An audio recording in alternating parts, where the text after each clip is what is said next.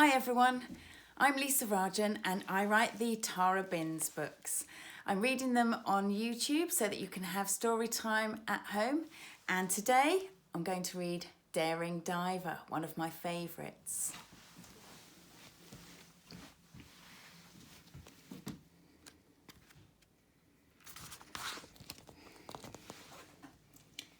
Tara Binns was excited. She was in the attic of her house looking for the old costume box. There it was. The box was full of clothes, hats and shoes, but Tara never knew which outfit it was going to give her. The box chose a costume for her and sent her off on an adventure to do a job that Tara would never have dreamed of. She lifted the lid and felt a tingling in her arm. It travelled up Tara's arm and around her whole body. A shimmering mist swirled up out of the box and surrounded her. She could feel herself spinning through space and time. She closed her eyes and wondered, what will I be today? When Tara opened her eyes, she was in the middle of the sea. She was bobbing gently up and down in the water. So why didn't she feel cold? She pulled down her mask and peered beneath the surface of the water. Everything was brilliantly clear. She was wearing a wetsuit and there were flippers on her feet. It's a good thing I can swim, thought Tara. I must be a scuba diver. She lifted her head above water and looked around. Just then, she spotted a grey triangle heading towards her. What's that? Tara gasped. A fin? Could it be a shark? Help!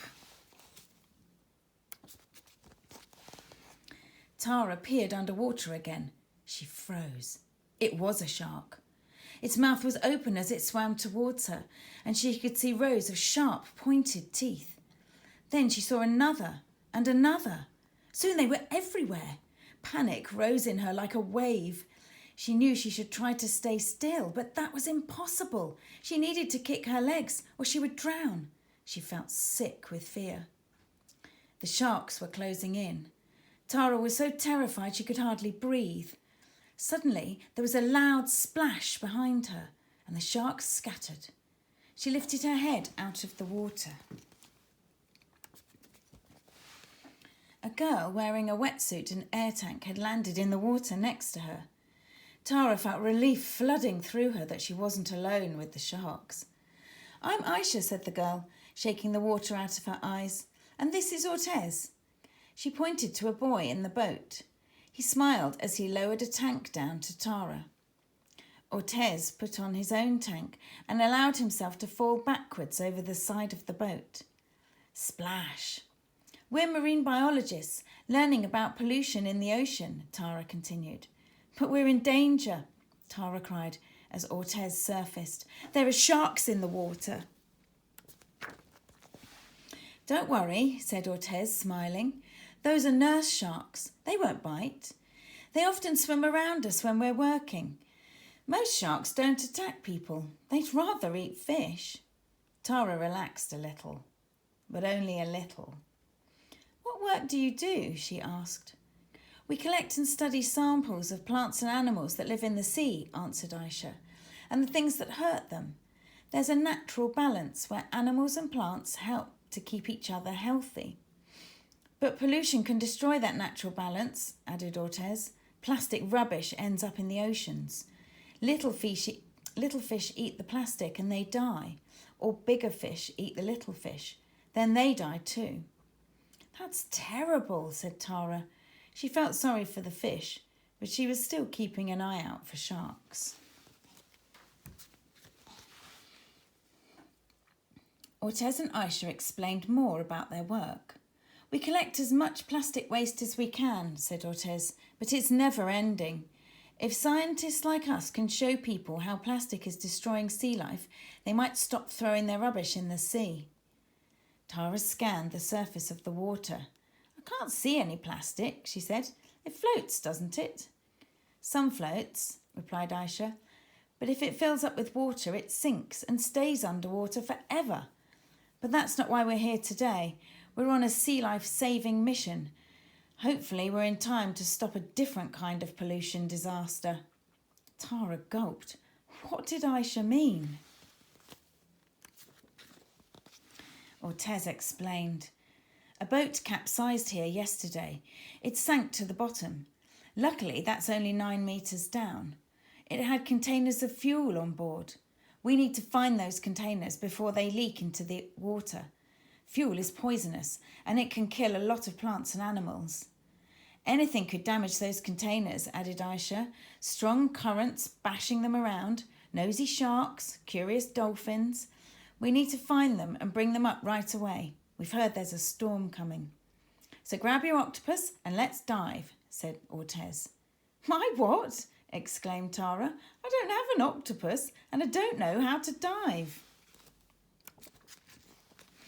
This is your octopus, laughed Ortez, as he showed Tara one of the hoses attached to the top of her tank.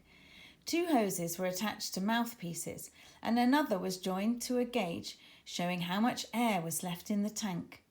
The whole thing does look a bit like an octopus, thought Tara.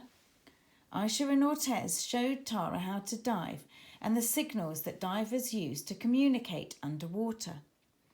Thumbs up for go up, said Ortez. Thumbs down for go down, said Aisha.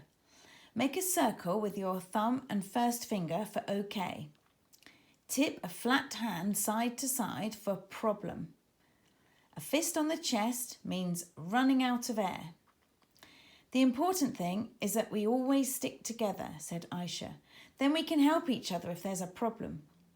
Tara signalled OK, and the 3 of them slipped below the waves. Wow, thought Tara as she swam down with Aisha and Ortez. The water was cloudier now, but it was still amazing. She could see fish darting around, waving seaweed, colourful coral. Tara was stunned by how beautiful it was. Then she started to notice the plastic. There were plastic boxes on the seabed, plastic rubbish tangled in the seaweed, and oh, what was that? Tara was horrified to see a turtle caught in the handles of a plastic bag. They looped around its head and front flipper like a collar. It couldn't swim properly and was going round in circles. Tara was about to swim over to help the turtle when she saw 2 large dark shadows looming up behind it.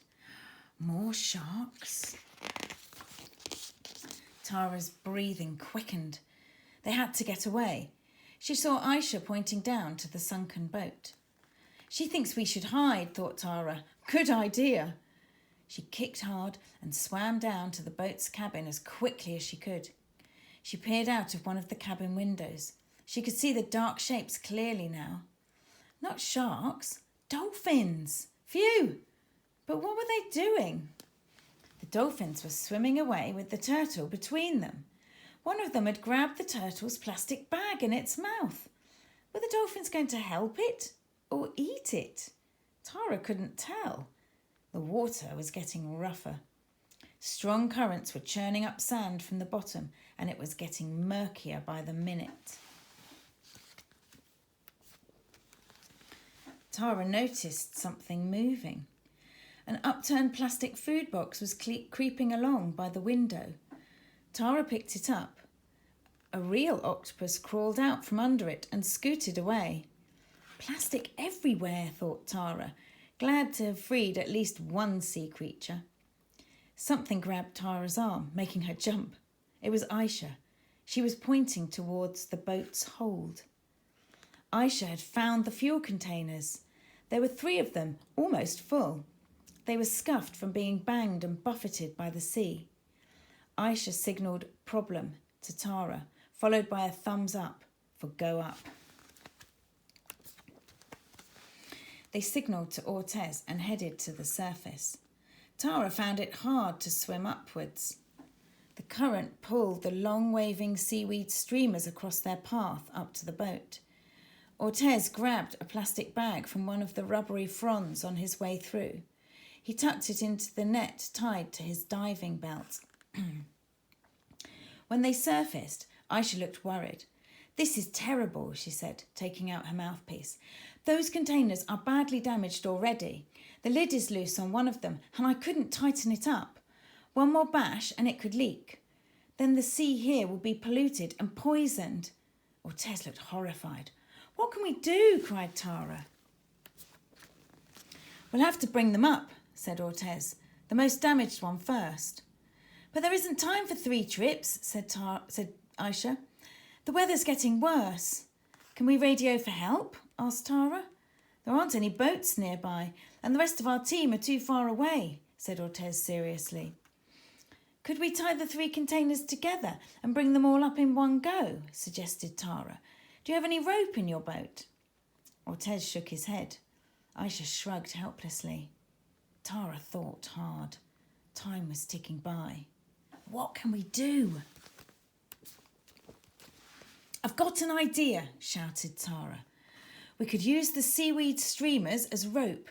Would they be strong enough?" Aisha thought about it. "I don't know." "But it's worth a try," cried Ortez. "Come on, every second counts." They swam down to where the seaweed streamers were growing on the seabed. They tugged hard to pull them off. It wasn't easy. Tara was breathing hard with the effort. Once they had 3 long lengths of seaweed, they swam to the hold of the sunken boat. One of the fuel containers had fallen over. There was a crack in its side. Was it going to leak? Worried Tara. Ortez twisted the seaweed into a rope and threaded the ends through the handles of the 3 fuel containers. Aisha tied each of them together. They tried to drag the containers out of the hold, but they were so heavy. Tara pushed, and Ortez and Aisha pulled, and, at last, they managed to get the containers out of the boat. The sea was really murky now. It was hard to see the surface. Aisha led the way up, pulling the seaweed rope behind her. She was swimming as hard as she could. Ortez and Tara supported the containers from underneath. Progress upwards was slow. They couldn't risk the rope breaking. Suddenly, Aisha turned and banged her fist on her chest. "She's running out of air," thought Tara. Ortez swam up to Aisha. He took a deep breath from his mouthpiece and then took it out of his mouth and handed it to Aisha. He reached behind for his backup mouthpiece and started breathing through that. They were now both breathing air from Ortez's tank. They were going upwards very slowly now. Tara was panting with the effort. She wondered if her own air supply was getting low too. She tried not to be scared. They would be at the surface very soon if they could just keep moving. Snap! Suddenly, the seaweed rope holding one of the containers broke. Tara made a grab for the fuel container, but she wasn't close enough. It was falling down, down, down.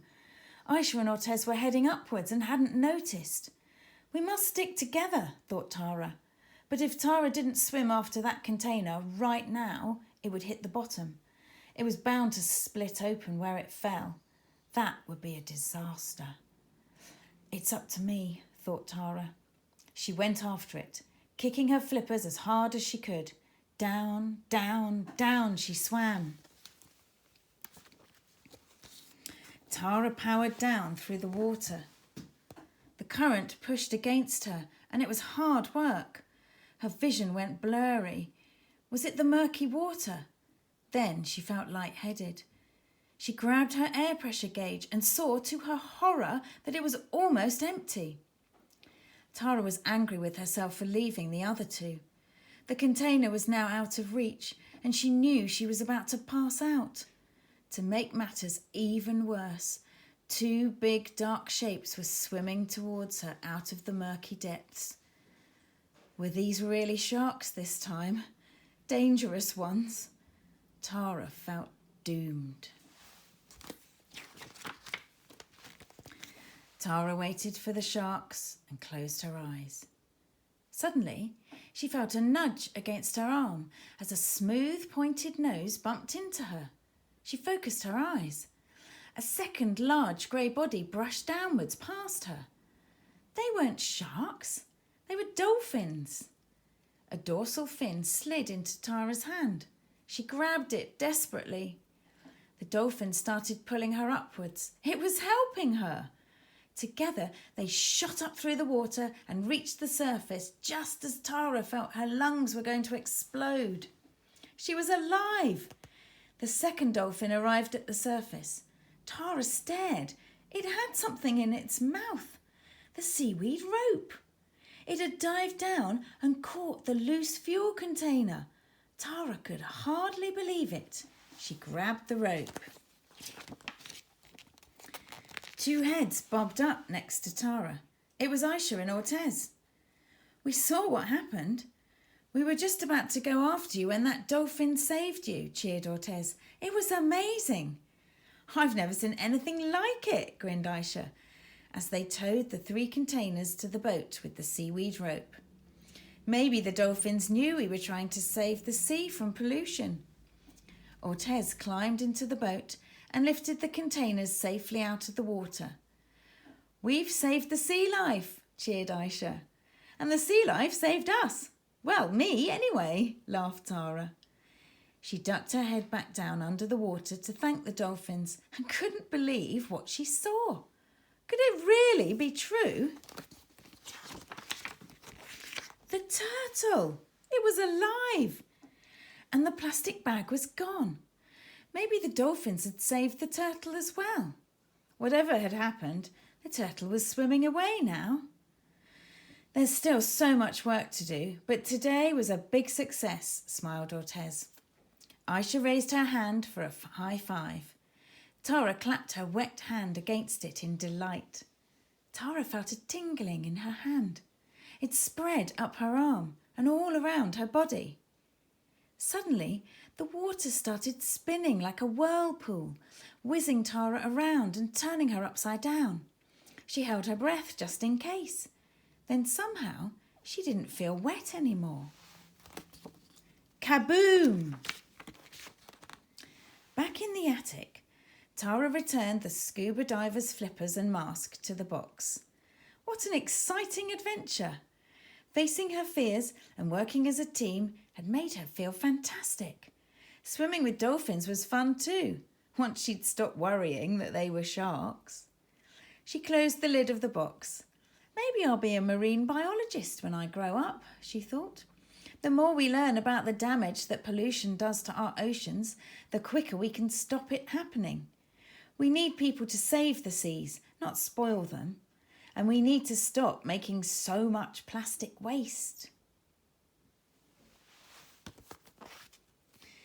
So that was Tara Binns' Daring Diver. I hope you've enjoyed it today. Do check out the YouTube channel for other Tara Binns books that I've read and posted on there. And you can find out more about Tara Binns' books or order the books themselves from www.tarabinns.com.